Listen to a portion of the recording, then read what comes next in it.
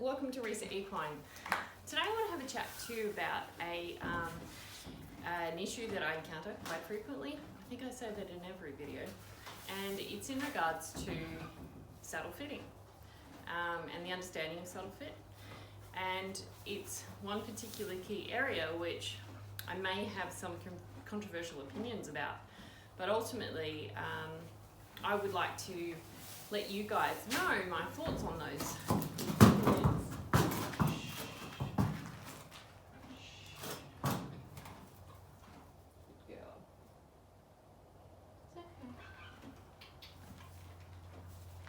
Good. Okay, now that we've finished dying, as I was saying before, I would like to share some of my information and knowledge on a particular topic that is quite a recurring topic in the equine industry, particularly when it comes to saddle fit. And what it's in relation to is the actual, the panel fit effectively on the horse's back. Now, it's very common when you're having an imbalance issue or a saddle fit issue for a saddle fitter to attend and assess the static balance between the saddle and your horse's back, which is the saddle just sitting on the horse's back without a rider and without the horse moving. And then also to look at the dynamic relationship, which is the relationship during movement between the rider and the horse and the saddle, and how this changes as the horse moves. One of the very common, and from my opinion, concerning tendencies that there is amongst fitters is to actually provide more depth or a shape change to one of the panels or an area in one of the panels in the saddle as opposed to the other panel. And this is often in cases where the horse is showing to have a deficit in the tissue, so posturally they are lower on that one side compared to the other. This could be in the caudal thoracic region of the horse's back, which is further towards the back of the saddle, where the saddle would actually sit on the horse's back, or it could be towards the front. Now, when this occurs, this can also occur because of rider imbalance. So the rider themselves could have a tendency to drop to one direction, drop the hip, lean in one direction. So the fitter could be looking at the dynamic relationship between the saddle, and in effort to stop a rolling situation occurring of the saddle whilst the rider is riding from their balance problems, they could actually attempt to lift up one side of the saddle.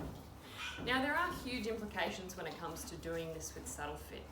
And ultimately, when we're looking at the whole purpose of saddle fit, it is to create a stabilizing surface on the horse's back, which spreads the weight over the thoracic spine as evenly as possible in the areas where the horse can tolerate weight bearing from a rider. And also create effectively for the rider a grip and a comfortable biomechanical surface for them to ride appropriately and be balanced upon. The issues that we have when it comes to the use of the unilateral, so one lateral side being lifted higher than the other, is that we're actually effectively creating a pressure point when the rider is balanced. Now, ultimately, we're all aiming for a balanced seat and a balanced relationship, and the center of balance to be our center point that we then work from as a rider. So if we are creating a raised or effectively a premeditated imbalance within the saddle to create a balanced picture, we'll always be creating an opportunity for a deficit to occur in the horse's movement, the horse's musculoskeletal balance, and the horse's capacity and mobility to move effectively. And that's what I want to talk to you guys about. So when we create a pressure point, say for instance where the panel might be actually higher on one side compared to the other in one particular area, the response from the horse will always be to remove themselves and move away from that pressure. That is why it's very, very important to have a smooth fitting, appropriately balanced panel pressure within the saddle on the horse's back. If, for example, the saddle fitter has attended and they've seen a deficit within the horse's musculoskeletal tissues, building up that region of the saddle fit to balance the saddle and then allow for changes and redevelopment of that tissue unfortunately is very, very short-sighted, particularly in the cases where the saddle itself has actually already come from a state, and when they have seen the saddle, of a state of even balance within the panels. Now the reason being is that pressure will cause a pulling away from the actual, uneven pressure will cause a pulling away of the horse's back from that uneven pressure. But deficits usually within those musculoskeletal tissues over the back where the saddle is sitting on come from a lack of mobility of the tissue, the structures underneath, which is often in most cases coming from an initial cause, which is either a loading problem, so there is an inhibition of the transference of the load of the hoof up through the horse's back, and this is causing those deficits of development.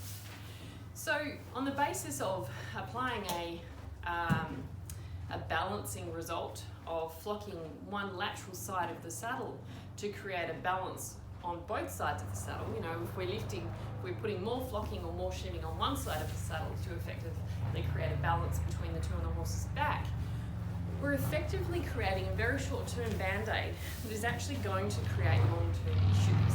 It is going to continue to exacerbate the actual the symptoms or the results of the initial cause, which in most cases comes from another saddle fitting issue, an existing mobility problem through the thoracic spine or any other area of the horse, or a loading problem from a lameness or an asymmetry within the actual limbs.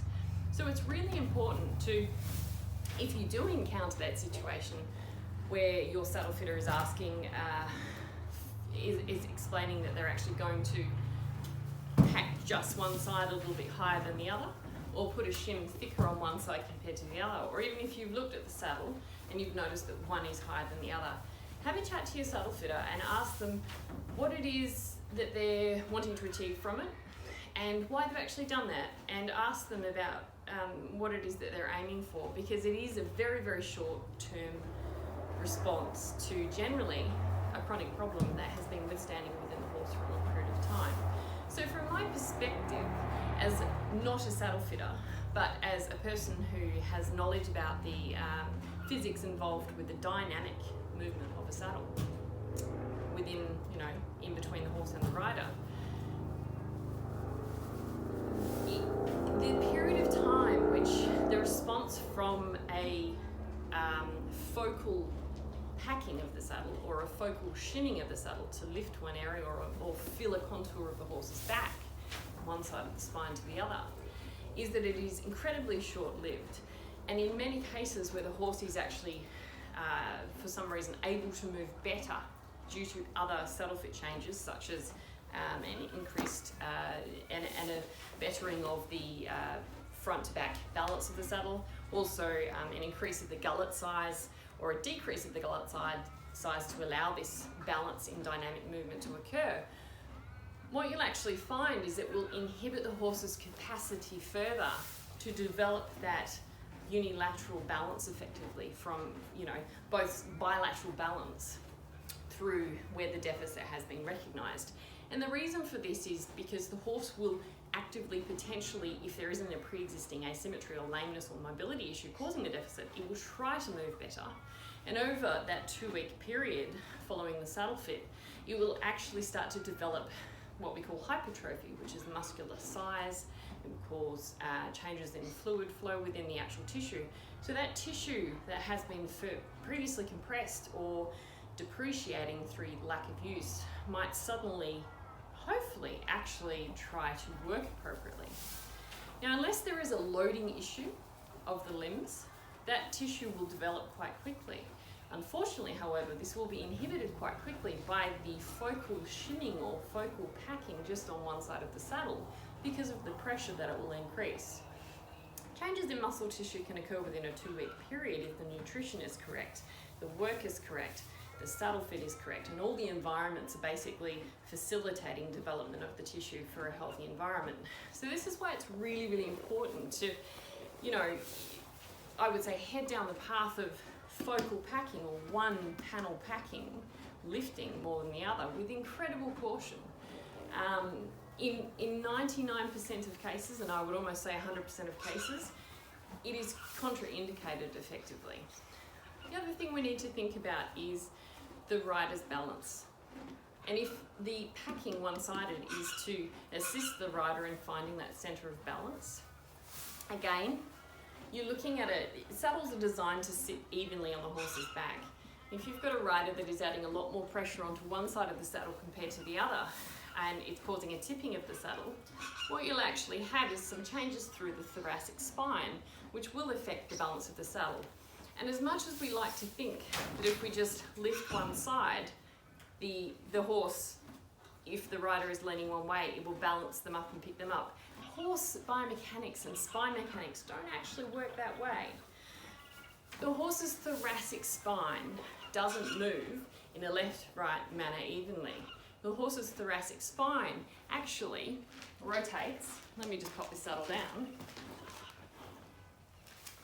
The horse's thoracic spine actually rotates axially. So if you can imagine, this hand is the back of the horse and this hand is towards the front of the horse. As your horse is turning, the thoracic spine actually move like this. Very similar to those wind chimes you see actually twirling and twisting. So looking at it from it, this occurs every time your horse loads its limbs as well, this constant shifting and movement, and it occurs in a more exaggerated fashion through the trot and also through turning. Now if you're thinking about that saddle fit again, and you've got a saddle that is just left lifted or right lifted for a rider that might have a tendency to drop the hip or lift, effectively what's going to happen in that situation is it's actually going to twist. So you'll see a saddle which is just lifted to help that rider balance a little bit more if they have a tendency to tilt to the side. But what will actually happen in the horse's movement is you'll actually get a rocking like this. So not only will you get a change left and right, increasing that pressure as the rider then adapts to those changes with their poor balance, they will increase those balance issues, but you'll actually get much more dynamic instability of the saddle on the horse's back in a situation where potentially the rider is already not very stable in their posture and able to maintain a quite balanced seat. So it is a very short-lived result, effectively, that we achieve from just focally packing one panel or an area in one panel. And it's something which, considering the dynamics of the horse's back, which is effectively a protecting cage around numerous organs suspended on a suspension bridge from the front legs to the hindquarters, which we then sit on. But between us sitting on that and the spine and the ribs, there are many thin sheets of muscle tissue which carry very important subcutaneous nerves and nerves which innervate sweat glands, sensation, and other parts of the horse's body. So when we think about what focal pressure might be placing on these areas, we're actually potentially impinging the whole sliding surface integrity of that thoracolumbar fascia of being able to move and allow those ribs to move. Remember, it's not just one solid piece that lifts and moves. It's effectively many, many little pieces that are balanced together and need to expand and contract and flex as a dynamic movement as we go along. So we do need to be really careful, and I would be very, I'm always firm in advising my clients to not achieve single focal balance. We understand that bridging can cause major problems, so when there's an air gap in the middle of the saddle because it's putting pressure on the front of the panel and pressure on the back and create an air gap. But all the same thing can occur, and you can get similar problems occurring from pressure that's just from overfilling, over-shimming or over-flocking in one region of the saddle. So ultimately, as riders, what do? What we need to do, if we're told that there is a deficit within our horse's musculoskeletal tissue and they're developed on one side more than the other, and this has... Here's what I found. Turning Siri on my phone. So there's a deficit on one side more than the other, effectively. What you need to do is you, instead of looking to the saddle as the cause, ask the saddle fitter, is the saddle currently balanced? Is the saddle currently even left and right within the panels? If your saddle fitter says to you, yes, it is, then what you need to do is start to ask why your horse may have developed deficits within that musculoskeletal tissue. My next recommendation from that point onwards is not to change the saddle to fit the compromised horse, but to seek out the solution as to why the horse is compromised, so then you can actually put an appropriately fitting saddle that will actually accommodate appropriate biomechanics on a horse's healthy back. And your next step is effectively always a veterinarian. And if you're not sure about what to do in that situation, you can have a chat to your equine health professional, or you can actually have a chat to your instructor. And they should also advise you to go along that path to find out why your horse's muscles aren't developing as they should be, or responding as they should be. If you yourself as a rider, you're having problems with staying even within the saddle, then that is another opportunity for you to look at why you are struggling with that. Now, I know we have para riders, and I am not at all going to presume I know and understand the mechanics involved with their very complex individual situations for them to achieve ideal athleticism. But for the average rider, the rider who is not struggling with very profound changes in their mobility, what we need to do is optimize our capacity ourselves to actually be even on the horse's back and create a low impact balance on them. So what we need to do again, instead of saying, yes, please saddle fitter, lift that up so I'm more balanced, which is a short-term band-aid that will lead to further imbalances in both you and your horse, but actually ask the question why I might be doing that.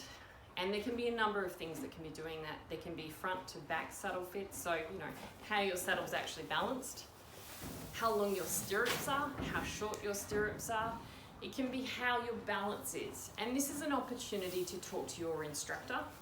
And if your instructor doesn't know why these things could be occurring, have a chat to your physiotherapist. Have a chat to them, ask them why you potentially aren't able to balance correctly, why these things are occurring, and even get a video of yourself and question yourself why this might be happening. So that's enough from me today on that. And I will actually come on soon again and have a chat to you about the key fundamentals that you as an owner need to know in regards to saddle fit, the areas to avoid, the things to look for, and those basic fundamental bits of information that help you understand what it is, so you can even choose the right saddle for your horse and then have that professional, qualified, experienced saddle fitter come along and actually make those changes within the saddle as your horse will dynamically change. That's enough from me. Have a great weekend. Stay safe, don't get blown away, and don't get too wet. Catch you later.